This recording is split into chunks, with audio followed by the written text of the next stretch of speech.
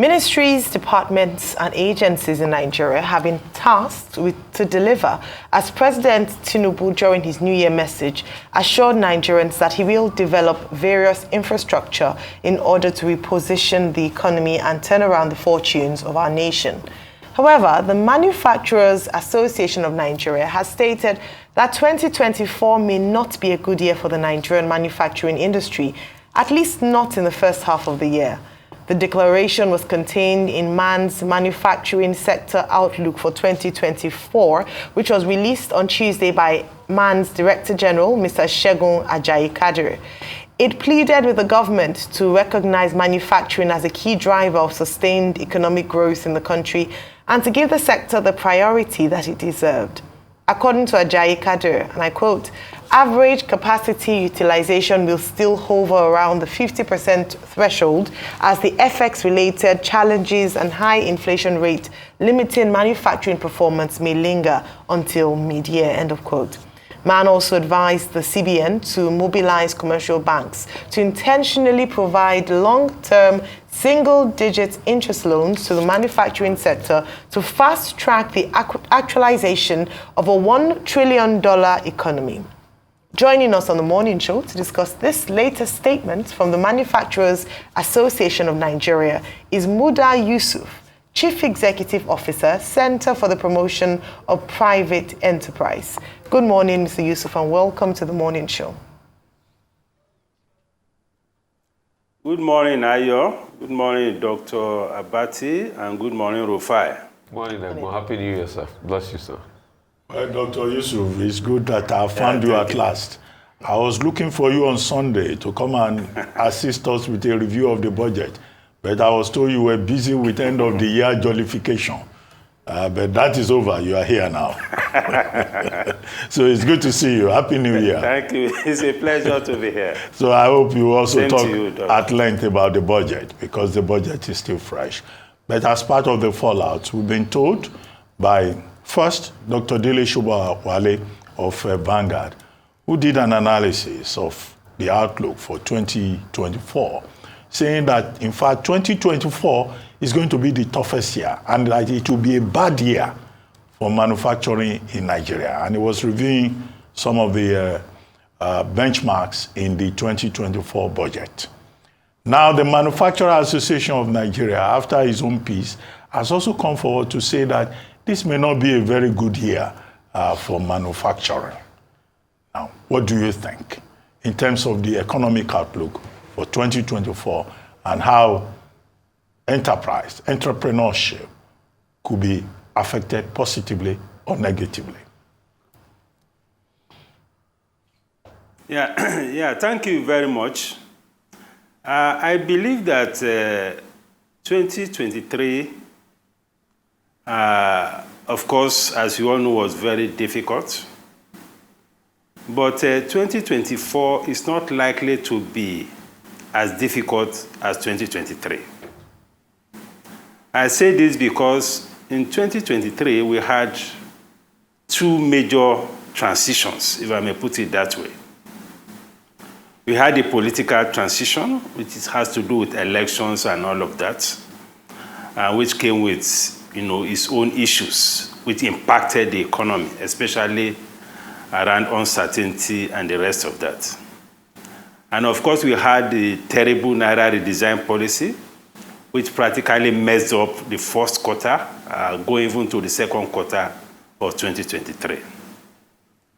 Then, more importantly, we had two major economic reforms, which came with some very severe shocks on the economy, on businesses, which, although were necessary, but they were very painful. Now, as we enter 2024, between the time the reforms were introduced and now, there has been some gradual adjustment to the realities of those reforms. And given what the government has been trying to do around, ensuring that we rely less on importation of petroleum products, which was putting a lot of pressure on the foreign exchange market, given what the CBN is trying to do or has been doing with respect to the clearing of foreign exchange backlog of mature obligations, So with some of these things that are, and given what is even happening around the fiscal space, I'm talking about the issues of fiscal consolidation, improvement in government revenue, and all of that.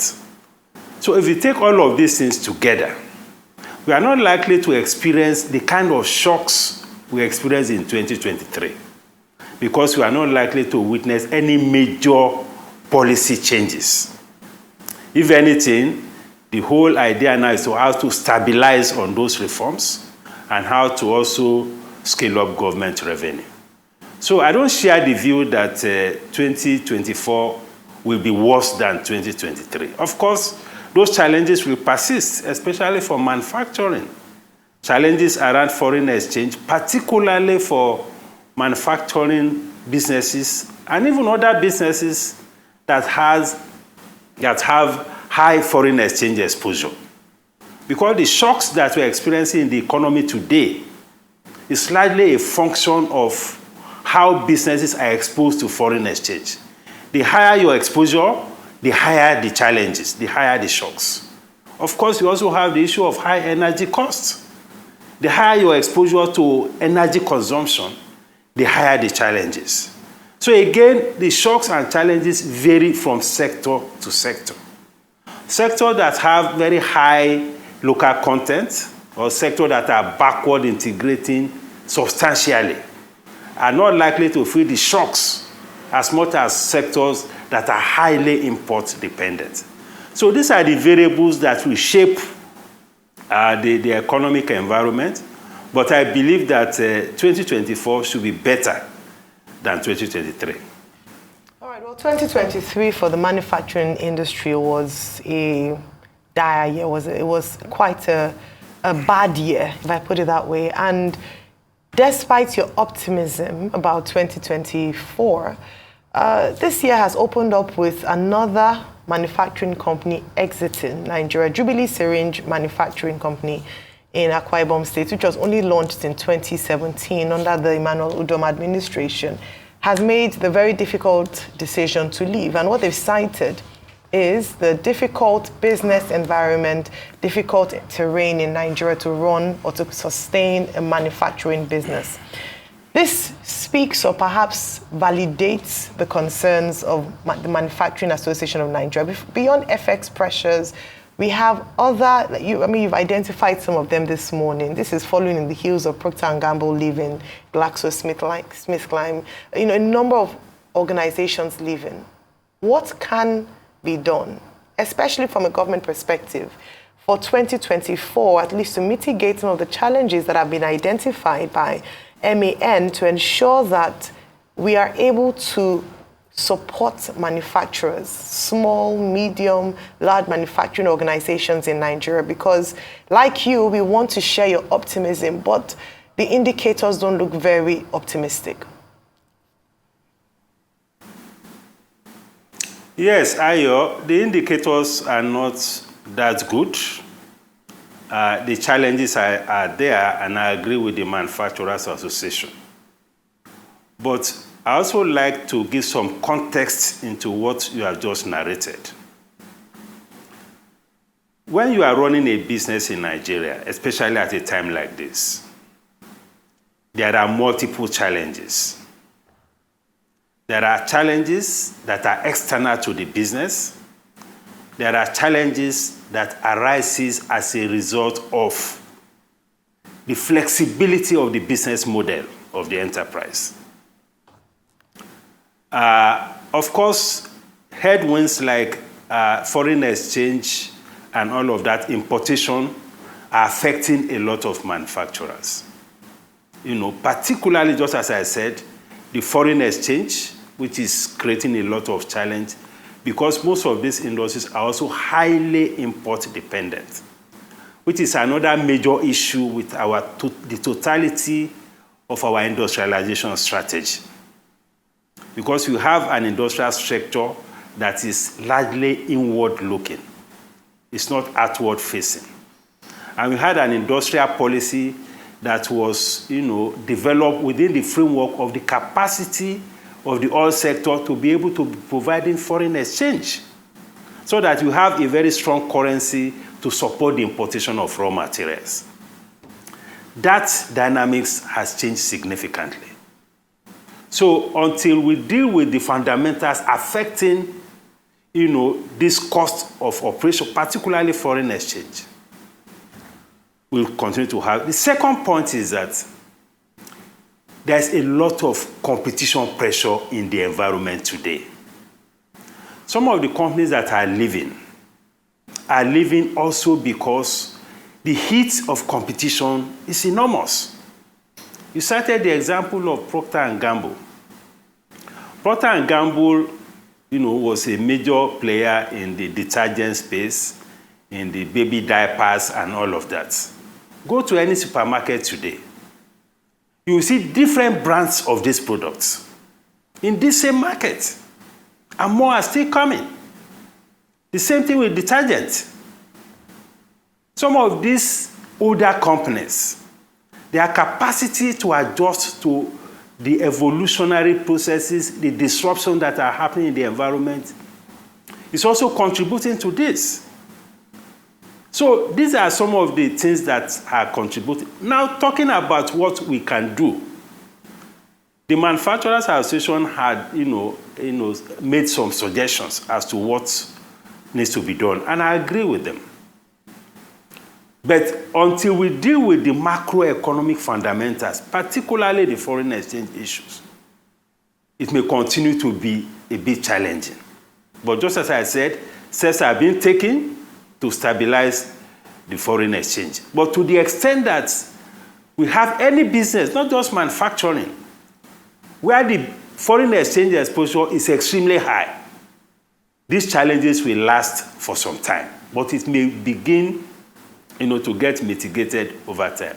The second point I'd like to say is for the government to support the Nigerian manufacturing sector by ensuring some facilitation of investment in what I call upstream industries or the core industries. For instance, if you talk of automobile industry, the major components that you require to support the automobile assembly or production in Nigeria are products of iron and steel and products of petrochemicals, which is largely plastics.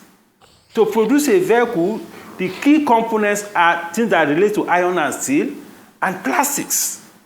Those are the key things. Now, we have not been able to make any headway with the development of our iron and steel industry. So government has to facilitate that so that import dependence will reduce, because that is the only enduring way out of this challenge. Then we have the petrochemicals. Most of the industries now import a whole lot of plastic-related materials or chemical-related materials. These are products of petrochemical industries. If the government can facilitate the development of petrochemical industries, this import dependence will also reduce, so that the companies that are importing things for packaging, for plastics, for chemicals, pharmaceuticals, their import dependence will reduce. The same thing with aluminum smelter.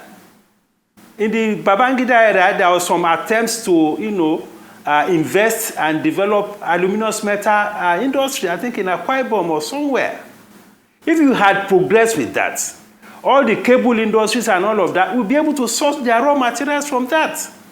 The same thing with the paper industry.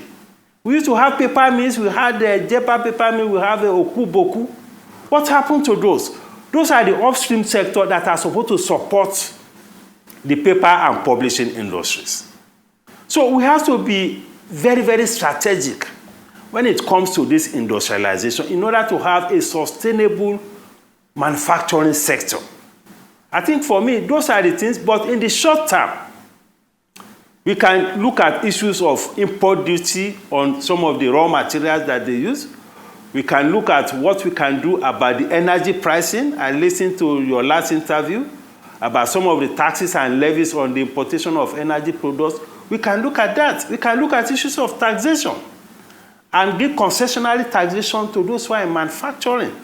Okay. We can look at issues of interest rates, long-term funds. These are things that you can do in the short to medium term. Okay, sir. I mean, very, very good point, and Happy New Year again. You talked about, ancillary industries, to be able to create raw materials for manufacturing. Then you also talked about resuscitation of some of those hitherto factories that we had, like when you were talking about the auto industry. I remember the Delta Steel Company, where Alaja, which was, very dear to me. I had, lived in that place, and I saw that facility just go down. Not as it used to be before again. I remember the likes of Katsina Rolling Mill and even Oshogbo also. But when all of this are put together, then there's this challenge of competition.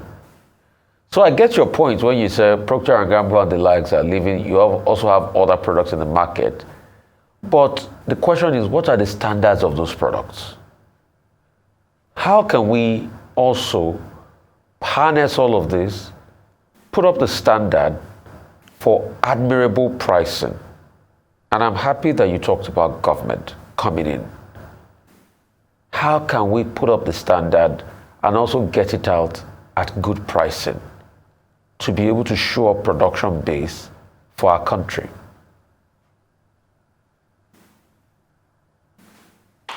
Well, Rufai, when you are in business, that's what we call market segmentation. It's like you want to buy a vehicle. There are different brands of vehicle, depending on your capacity. We cannot have the same standards for everybody, except for things maybe like pharmaceutical products or some sensitive products like that. Because it is the market situation that will determine the kind of products. I mean, look at the poverty situation in the country. This is not the kind of market where you can hope to sell so much of premium brands. This is where some of these companies are also missing it. Your strategy has to be fit for purpose. You look at the market, look at the level of sachetization. Before now you used to have all these big sachets, but because of the economic condition, many companies are now doing smaller sachets. But if you have a rigid business model, as many of these multinationals have, in an environment that is highly disruptive, in an environment where there's a lot of competition, especially from Chinese and Asians, if you remain static with your business strategy, the businesses will go under. Because we have to come to that reality. Yes, we should not compromise standards, but again, you look at functionality, you look at affordability, so that you can sustain the business, because you are in business to serve a particular market. So a proper understanding of the market and the flexibility of business strategy or business model is very critical to the resilience of any business. You are in broadcasting. There are some television houses that have been there before Arise. Several years ago, where are some of them today? How competitive are they? We are talking about technology. We are talking about efficiency. We are talking about reducing costs. All of these things comes into play. This is not to diminish the importance of creating an enabling environment. I said that earlier. The macroeconomic environment has to be right for everybody. But each business, each sector also needs to understand the environment, they need to understand the market, and they need to craft a business model, a business strategy that will fit into these markets. You talk about standards. Of course, we have standard institutions that are supposed to ensure standards in pharmaceutical and food products. We have NAFDAC, we have SON, and all of that. These are regulatory issues. Even the Competition Commission too. These are issues of regulation to ensure that at least there is a minimum standard of a product that you should put into the market. But in all of this, as a business concern, yes, the situation is rough, the situation is volatile, but your strategy must also be right. That is extremely very key.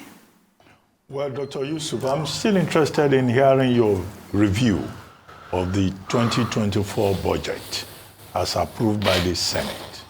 7.3 trillion in terms of borrowings, 9.9 trillion for capital expenditure, 8.8 trillion trillion for recurrent expenditure, 1.7 trillion for statutory transfers, 8.2 billion for debt service.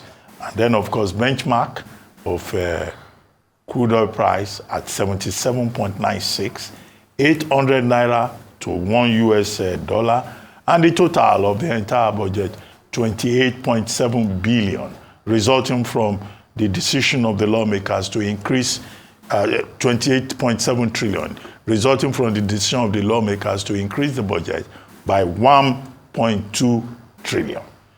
The lawmakers were jubilating that, oh, capital expenditure 9.9 trillion is a major achievement. But when you look at the breakdown, education is getting 2% of the total, sports is getting 0.1111 of the total, the National Assembly is getting more, 12.12 billion to build a startup fund for a library complex, 3 billion to buy books, another 3 billion to build car park for Senate, another 3 billion to build car park for House of Reps. We'd just like you to help us take a look at that budget, how realistic it is, how indeed it is a budget of renewed hope, as President Tinubu describes it.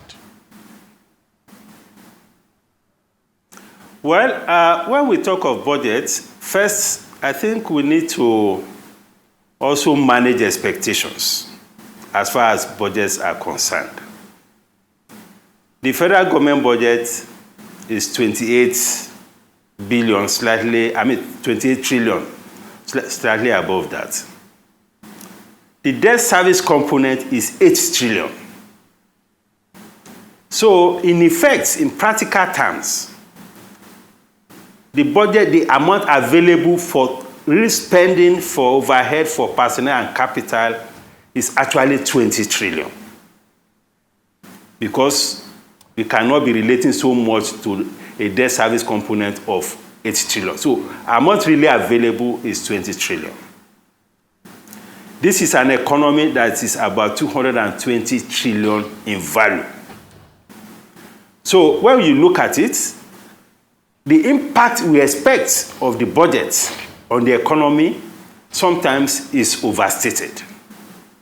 So that's why I was talking about managing expectations. When we want to power an economy, we need to look beyond the budget. I agree with you. We can look at the micro issues, the quality of the appropriation, and all of. There are a lot of issues when you get granular about those appropriations. Some of them are not so appropriate. But overall, I think security, when you take defense and police allocations, were over 2 trillion, which of course is a reflection of the challenges of security that you have in the economy. But generally, when we talk about budget, first we need to realize that we have the federal government budget, we have the state government budgets, we have the local government budgets. Between the states and local government, they account for about 50% of the resources that is distributed nationally. So we need to also engage at that level. All the engagement we often have and the conversation are always about the federal. Of course, there are issues around the federal budget, just as you have highlighted, which needs to be further interrogated. But we also need to engage the subnationals. We don't have sufficient conversation around what the subnationals are doing with the funds that they have. It's even worse for the local government. And for those of us in the private sector, budget is important. But more important is the fact that we need to look at other variables that drive the economy. From our elementary economics, government expenditure is an important driver of the economy. Consumption expenditure by the people is an important driver of the economy. Investment expenditure, which is largely by the private sector, is an important driver. Then, of course, exports, from which we generate foreign exchange, is also a very important driver.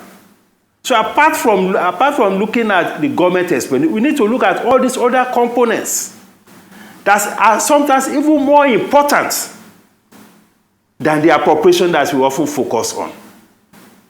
So we need to ensure that we create the environment to ensure that we have more robust consumption. Because if we produce and there is nobody to buy, what is the essence of production? How do you activate the economy? So we must ensure that we create the environment for people to have the capacity to be able to purchase things. Because consumption complements production. We also need to ensure that we create the environment to power private investment. Whether it is micro, whether it is medium, whether it is large, whether it is domestic, whether it is foreign, which is part of the things that the president has been talking about. We need to create that environment. We need to create an environment to facilitate exports, to ensure that we have an economy that can put a lot more things within the global value chain. That is the way to stabilize the external environment. That is the way to generate foreign exchange. These should be the priorities. The budgets are important, but the totality of the macroeconomic environment, the totality of the investment environment are even much more important than the budgets, as far as I'm concerned. Because if you get the environment right, the general environment can create even more value that are multiples of what the budget is giving us as far as the economy is concerned. Of course, we need to worry about those allocations. We need to worry about the assumptions of the budget. For instance, we are assuming about 1.7 million barrels per day of oil production. Well, that looks optimistic to me, because even the OPEC quota is about 1.5. And given the way we are struggling with all these challenges in the Niger Delta, that looks a bit optimistic. The exchange rate assumption, that looks okay to me at 800. But again, we need to ensure that the exchange rate that we use for the importation of items into the country are also reviewed. Because right now, the exchange rate for computing import duty is about 950 or 952. That is compounding the problem of cost in the economy. So we need to appeal to the CBN to also review that, because the pressure is enormous already in terms of cost, in terms of inflation, in terms of all of that. Then issues of all this granular appropriation, car park and all of that, I think that is for us to also engage the National Assembly and the government generally to ensure that we have proper appropriation, to ensure that we have value for money, and to ensure that the priorities are right, for the benefit of the people. All right, so in July of last year, Mr. Yusuf, you had given some recommendations to the president to improve the economic situation and perhaps a lot of Nigerians who had been affected negatively by the removal of fuel subsidy, part of which I'd like to just remind you and see from your estimation how well the government is doing. You said the biggest of this would be, of course, the cost government spending. You talked about the sacrifice that this administration must demonstrate in terms of making.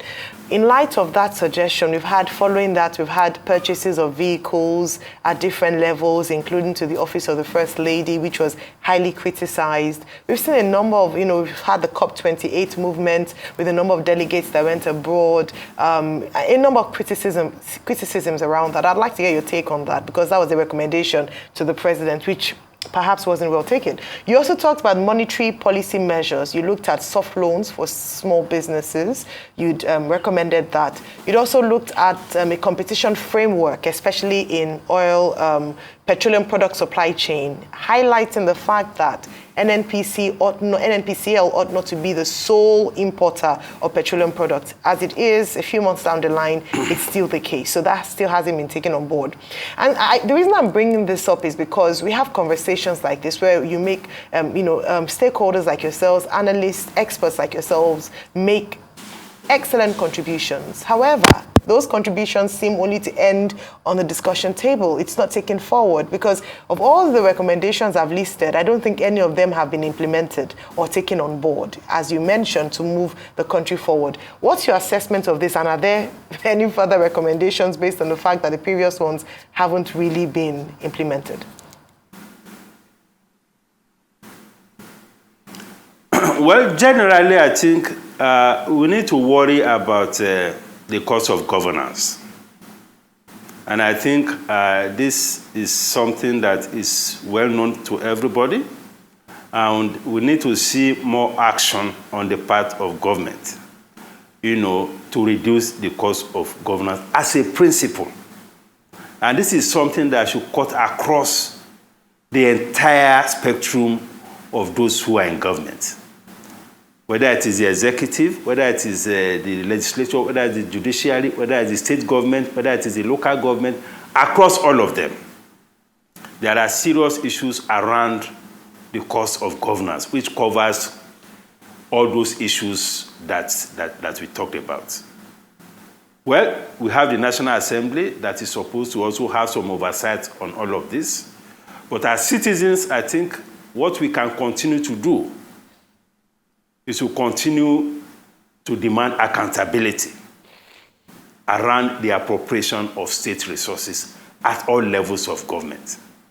Because democracy is not just about elections. Democracy is also about continuous accountability. That, for me, I think is very, very critical. Now, you talked about issues about the NNPC. Now, we have a peculiar situation with the NNPC and with energy prices. The last discussion, I think, was around this issue. If we have to leave the issue of energy prices purely to commercial principles or to market principles, petroleum price today will have been getting close to 1,000 naira per liter. And that, we cannot afford that. Given the pains, given the hardship, and given the shocks of the fuel subsidy removal. And because we cannot afford that, the NNPC still has to remain the sole supplier of these products. Otherwise, we will lose control of the pricing regime. NNPC has come out to say that, well, they are still recovering costs and all of that. But in every economic policy, there has to be a social dimension to it. Everything should not be about pure economics. Because you are dealing with human beings. Because I've heard people say that, well, even the World Bank, saying that by now the subsidy is back, fuel price should have gone to 800, 1,000. We cannot allow that to happen. And that is the responsibility of government, to ensure a balance between economics and social consideration and even the political environment. Because the social cost of some of these reforms are extremely very high. And the citizens can absorb only so much. So for me, we have to relate to our own reality and put some of these policies in context. We need to moderate some of these things, and we need to give the reform a human face. That, for me, is why perhaps the government has insisted that the price will remain at what it is. Because if you leave the price to market forces, with what is happening to exchange rate, with what is happening to global oil price, the situation will have been completely different. Then we talk about monetary policy. Well, there are different schools of thought around issues of monetary policy. But I believe that in order to facilitate the growth of investment, we need to be careful the way we push up our interest rates. Today, interest rate is anywhere between 25 to 30%. How much business can you do to be able to survive on that kind of interest rate? The tenor of funds, almost 80 to 85% of the funds in the financial system are under 1 year tenor. How can you use that to fund real estate investments? Okay. How can you use that to fund manufacturing? How can you use that to fund even agriculture or mining? For all of these things, you need long-term funds. These long-term funds are not available within the commercial banks. Okay. Yes, in the last dispensation, there was a lot of abuse about development finance and all of that. But we need to still remain, we need to also ensure that we have a window for development finance. Because it's a developing economy.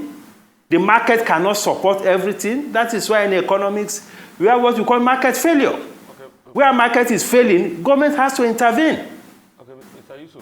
So these are some of the things I think we need to do around some of the policy areas or some of the issues you raised, Ayo. Okay. Mr. Yusuf, I mean, we have a tough balancing act on our hands. We have the problem of inflation, and you are also making a case for interest rates remaining stable. President Tinubu, when he came in, made that argument too. In fact, during the campaign trail, we all remember I said interest rates should go down. But we are facing inflation, and that's the reason why interest rates are up.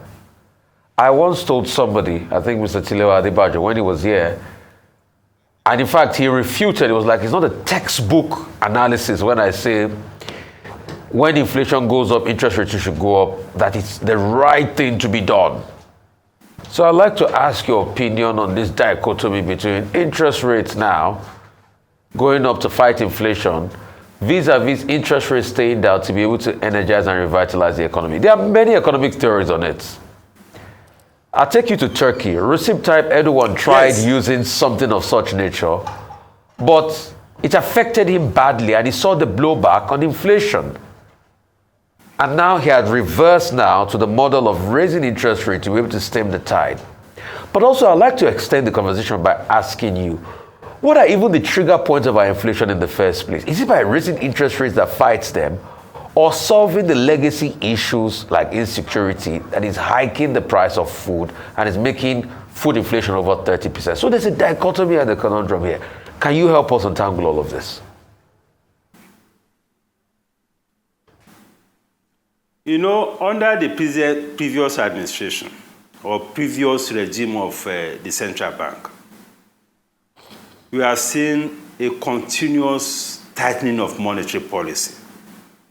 And the concept of monetary policy tightening is to increase interest rates. Our cash reserve ratio is at 32.5%. It's one of the highest you can find anywhere in the world. Our NPR is about, I think, 18.75%. It's also one of the highest you can find anywhere in the world. You have our liquidity ratio at 30% or so. And on top of that, we have all manner of direct debits and all of that by the Central Bank of Nigeria. If monetary policy tools can tackle inflation, inflation will have been subdued by now, given all the monetary policy tools and tightening that has taken place over the last 2 years. Consistent monetary policy tightening.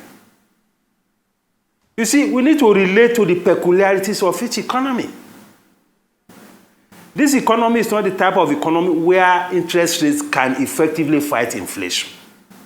And just as you said, we need to identify the key drivers of inflation. Some of the drivers are some legacy issues, just as he pointed out. Food inflation is one of the biggest components of inflation. You alluded to the challenges of insecurity, which is affecting food supplies. That problem is still with us till today.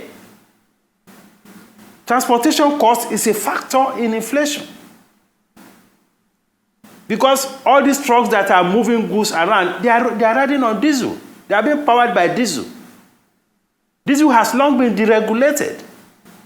Diesel is over 1,000 naira per liter. So those trucks that are moving these goods have to factor all of these things into the product that they are moving. That is, of course, is a factor. Then you have the monetary factor, which is the ways and means finances. Under the previous administration, we had the ways and means finances rising up to about 23 trillion. At the close of that administration, it even went close to 28 trillion. These are practically like printing money and to support the finances of government. Dr. Yusuf? It has a very serious liquidity effect on inflation. Dr. Yusuf? So these are some of the drivers of inflation. Yes? If you can hear me, we're about to wrap up now, but I have just two questions, well, by way of clarification from your end. The first is that in this country, we once had, under, I think, the Babangida administration, something called the Raw Materials Research Development Agency or so. Does that, no, it's called council. Does that council still exist? Because, manufacturing sector would probably need raw materials. And then secondly, why is it that as everybody is complaining that there's hardship in the economy, sectors are facing challenges, the banking sector is doing very well? We have been praising our banks on this program, doing very well and posting capital gains in excess of trillions. Why are the banks flourishing when other sectors are suffering? Briefly. Well, yes. The point is that for the banking sector, they thrive on the movement of money within the economy. Even as bad as things are, there is still a lot of movement of funds within this economy. Whether it is coming from the government, state government, federal government, multinationals, all these monies go through the banking system. And not all sectors are also badly hit. So to the extent that all these monies go through the banking, even sometimes some illicit funds. As at 2022, electronic payment was 1,550 trillion naira. Trillion, not billion. So you can imagine where over 1,550 trillion is moving within the banking system. They live on commission. Unlike what we have in other clients where the banks are essentially a platform for financial intermediation. That is to mobilize funds from the surplus end of the economy to the deficit end of the economy. That is the value that banks will normally add to the economy. But in this environment, it is not like that. How much of these monies and profits is coming from interest income? How much of it is coming from the loans that they have given to small businesses? Very little. So it's an issue of the dysfunctional structure of the economy. But the banks are so strategically positioned that whatever money is coming through them, they make money from it. There's a lot of money in the public sector. There's some money in the oil companies, in the telecoms, and all of that. So all of these sectors that are doing well, their money still pass through the banking system. And the banks get their commission. Even from the poor people. You have an alert on, maybe somebody sent you 5,000 naira, there's something they charge on it. All right. So that is the advantage they have. Yes. But they are not interfacing sufficiently in terms of development. All right, Dr. Yusuf, thank you so much for your time with us this morning. It's been quite interesting looking at the manufacturing industry in Nigeria and also touching on the budget, petroleum, and other topics that involve the economy. We look forward to having you again on the show.